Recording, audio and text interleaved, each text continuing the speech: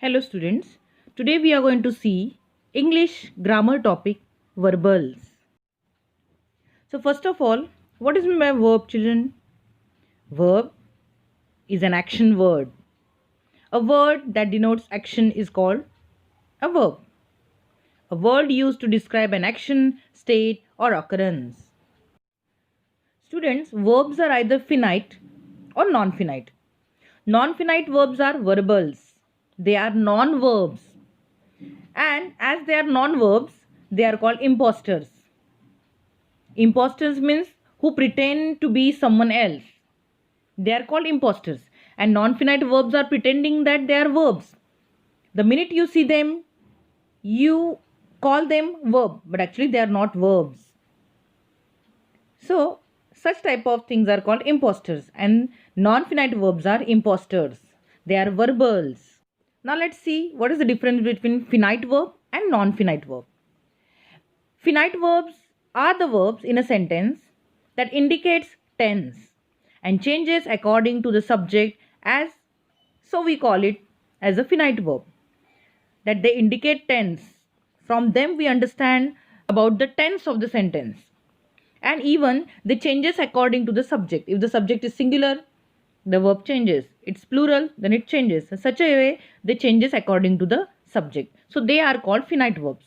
So what are non-finite verbs? Verbals. When verb in a sentence does not change with change in tense and not limited by person and number, we call it non-finite verb.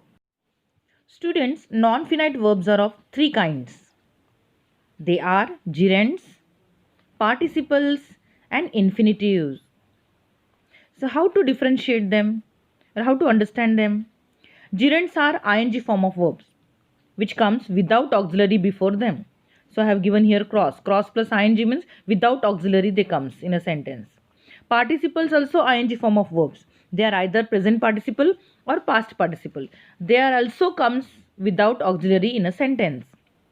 And infinitives are basic verbs which comes with to run, to jump, to come, etc. So now I know student you have a question in your mind. If gerund also ing form of verb and participle also ing, then how to differentiate between them? So let's see them or let's understand them in detail.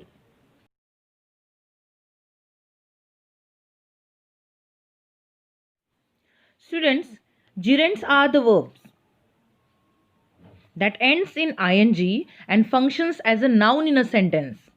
They function as a noun in a sentence. They are ing form of verb, but they function as a noun in a sentence. Participles, they are also ends with ing or ed or en, but they act as a or they used as an adjective in a sentence. Gerunds as a noun and participle as an adjective in a sentence. What are infinitives? An infinitive is a basic verb form that often acts as a noun and is often preceded by the word to. Often it comes with the word to. So, such a way, gerund is a noun in a sentence, participles are adjective in a sentence, and infinitives are noun in a sentence. They comes along with the word to. Now, students, let's see these examples. Walking is a good exercise. In this sentence, walking is a non-finite verb. Second sentence, I love to walk. To walk, non-finite verb. In third sentence, she is a walking dictionary. Here also walking is a non-finite verb. Non-finite verbs are verbs which does not change or which does not indicate tense. In first sentence, walking is a noun in this sentence. It's a name of an activity, walking. So when ing form of verb act as a noun in a sentence, it is gerund. So in this sentence, it is gerund. In second sentence, walk is a basic verb which comes with to, so it's infinitive. And third, it's act as an adjective, so it is participle. It comes along with the noun dictionary. When ing form of verb act as an adjective, it's a participle. Now children, look at these examples given here and try to identify or underline the infinitives, the gerunds and the participles in the following sentences. The smiling baby caught my finger. Here you have to identify first the non-finite verb and then you have to identify it whether it's infinitive, gerund or participle. Second sentence, swimming is a good exercise. Third sentence, Ashok likes to play football. Fourth sentence, he likes reading. And fifth sentence, I let her to use my laptop. So try to identify them and underline.